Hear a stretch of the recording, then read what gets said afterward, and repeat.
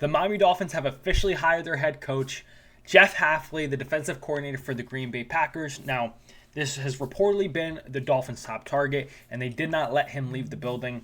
They had him in person today. He had a few more scheduled for, I believe, today or at least tomorrow.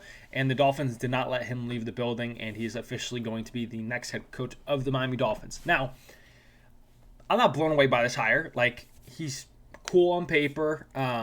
Nothing stands out too much to me, but I've also learned to really, we can't get too excited by head coaching hires anymore as Dolphins fans. I mean, I love the McDaniel hire. I love the Brian Flores hire. And we saw how those turned out. So we'll see how it transpires on the field over the next few years to really assess Jeff Hafley and what he's capable of doing. But in the meantime, we'll assess him by how he builds a staff, his introductory press conference, and kind of the standard he wants to set. But obviously, the blueprint is pretty clear based on the GM and head coach we hired. We're trying to replicate kind of the Green Bay model, which in theory is tremendous. But I mean, we recently tried to replicate the Patriots model and then the 49ers model, but we'll see. I do really appreciate how they operate in terms of they're very good at drafting. They keep their own guys. They don't necessarily overspend in free agency, but they really like to pay their own, keep their own, set that culture and standard. And in theory, it's great. Obviously, we'll see if they follow that in practice. And like I said, it's really kind of staff building time now with Jeff Hafley. I'm very curious. Obviously, the most important hire he's going to make is offensive coordinator. So it'll be interesting to see. And obviously, in this current landscape of the NFL, it's going to be crazy because a lot of coordinators are currently up for head coaching jobs. So Daniel Jeremiah made the point today, and it's very true, is like over half the league is going to deal with a new coordinator. Even like on teams that didn't lose their head coach, there's going to be a lot of coordinator turnover. So does he bring someone from Green Bay? Thankfully, and it's something that I mentioned why Shula was appealing, and I didn't fully understand Hafley's background at the time, but he does have kind of that connection to Kyle Shanahan, as well as obviously LaFleur, which is kind of why he ended up there. But there's a clip that came out about him essentially talking about a lot of those guys, Saleh, LaFleur, Shanahan. So it's good that he has that connectivity. He sees that scheme. The GM has mentioned wanting to be multiple, so I am curious to see like who is he going to bring in. I would expect offensively in terms of like the Shanahan style West Coast system to probably stay in place. So I mean, do they maybe look to keep Bevel? Maybe promote him to OC. He's been constantly desired. I feel like he probably could have been an OC elsewhere, but has preferred to stay as QB coach here. Bevel would be an option.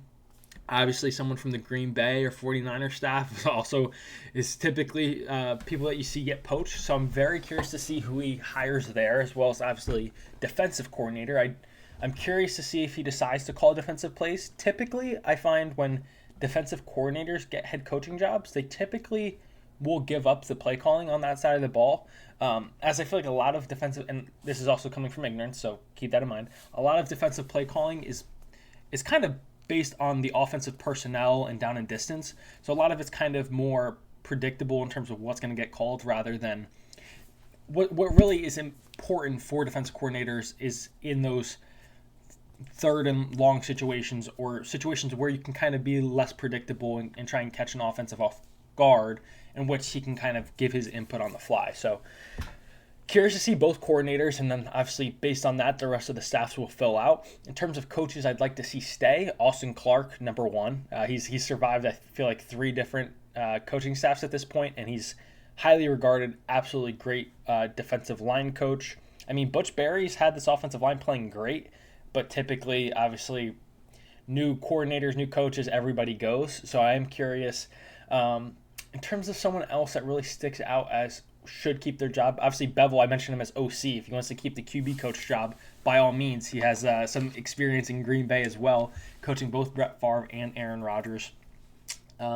Aside from that group, I'm not sure if anybody else really stands out to me as I would like to see stay in seat. So we have some interesting weeks ahead, which is like, it sucks to fire a coach, but the news and different things that come from it keeps this lull in the football season a little bit more excited as we're looking for coordinators and then scheme fits in terms of like, oh, well, this coordinator comes from here. These are the kind of players they're going to target. So it does bring a sense of newness and intrigue during this part of the year. Although I obviously would prefer that we would have a consistently winning coach, which is obviously what they're going to try and build. But comment your thoughts down below on the hire of Jeff Hafley.